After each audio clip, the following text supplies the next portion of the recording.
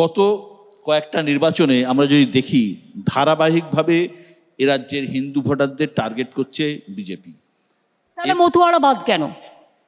তাহলে রাজবংশীরা বাদ কেন? তাহলে গোর্খারা বাদ কেন?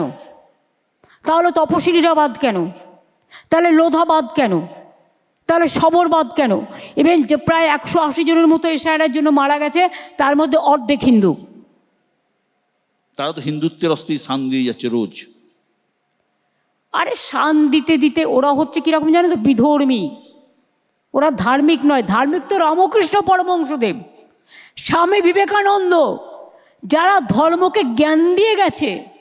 রবীন্দ্র নজরুল ধর্মীয় নেতা না হলেও লেখার মধ্যে দেশপ্রীতি, স্বদেশপ্রীতি, সে ভগৎ সিং বলুন, গুরু গোবিন্দ সিং বলুন, সে মৌলানা আবুল কালাম আজাদ বলুন, সে রাজেন্দ্র প্রসাদ বলুন, সে যাকে ইচ্ছে বলুন, সব রাজ্যের সবাই কিন্তু ধর্মটাকে ভালোবাসে।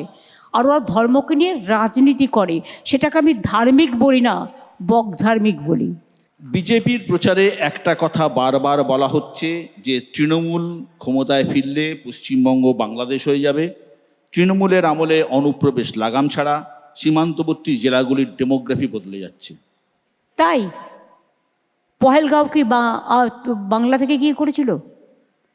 পহেলগাঁওতে যে গণ্ডগোল হলো, কি বাংলাদেশিরা গিয়ে করেছিল? আর বাংলাদেশের বর্ডার আটকানোর কাজ তো তোমার, আমার তো নয়। বর্ডার কার আন্ডারে? অমিত শাহর আন্ডারে, বিএসএফের আন্ডারে। কোল ইন্ডিয়া কার আন্ডারে? সিআইএসএফের আন্ডারে। প্লেন কার আন্ডারে? সেন্ট্রাল গভর্নমেন্টের আন্ডারে।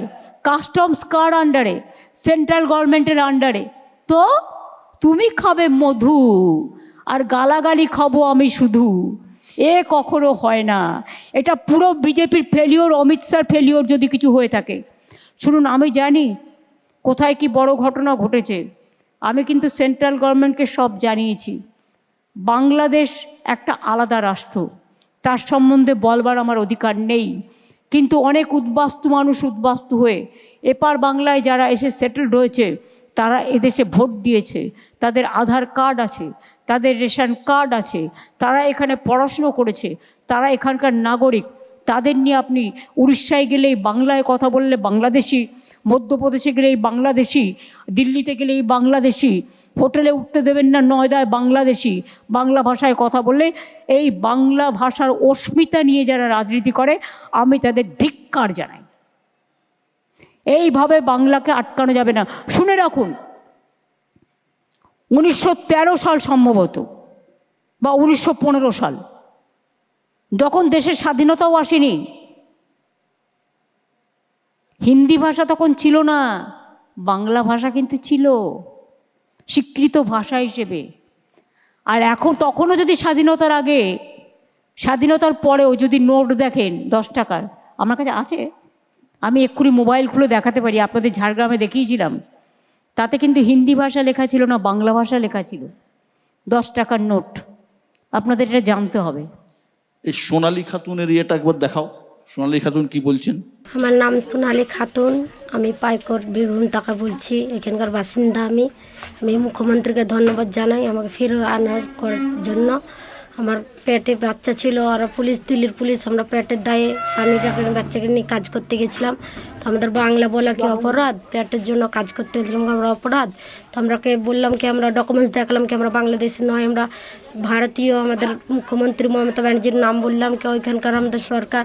তো কোনো মাতেই মানল না। আমরা দলিলপত্র সবই দেখালাম, আমাদের বাবার ভোটের ছবি, আমার মা বাবার, আমার সবারই ডকুমেন্টস যত দেখালাম সবই দেখালাম, তা কোনো মাতেই মানল না। আমাদের খুবই অত্যাচার হয়েছে, দিল্লির পুলিশে মারপিট সব করলো, দিয়ে আমাদের সীমানা পার করালো বাংলাদেশে, মেরপিটি বিএসএফে, অনেক আমাদের সাথে অত্যাচার হয়েছে।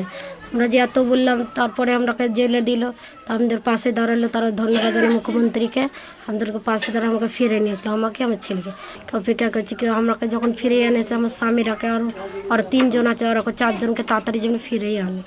ওরাও কানাকাটা করছে অনেক, ওদেরকেও কোনো খাওয়া দাওয়া কিছু হয়নি, কোথায় আছে না আছে কোনো খোঁজ পাই না। ওটা আমাদের প্রশাসন যোগাযোগ রাখছে। এটা বিএসএফ ওদের পুশ করেছিল, এরকম সবাইকেই পুশব্যাক করে। আর বাংলাদেশের ভিআইপিরা থাকলে সব সাতকুল মাপ, তাই তো বললাম না বাদবাকিটা। বাংলাদেশে ভিআইপি বলতে আপনি বলতে চাইছেন যে বাংলাদেশে পালা বদলের পরে যারা এখানে আছেন? হ্যাঁ, সব তো ভারত সরকার নিয়ে এসছে। আমি তাদের কাউকে অশ্রদ্ধা করছি না, তো তাদের বেলায় সাতকুল মাপ। আর বাংলাদেশ থেকে তারা স্বাধীনতা আন্দোলনের সময় এসছে, তারাই দেশের নাগরিক, তাদের বেলায় বন্ধ ঝাঁপ। এটা আবার কি উদ্বাস্তু হওয়া কি অন্যায়? ইউনাইটেড নেশনসেও আছে রেজুলেশন, যদি কোনো দেশ বিপদে পড়ে, বর্ডার কান্ট্রি, তাকে অলওয়েজ সাহায্য করা উচিত।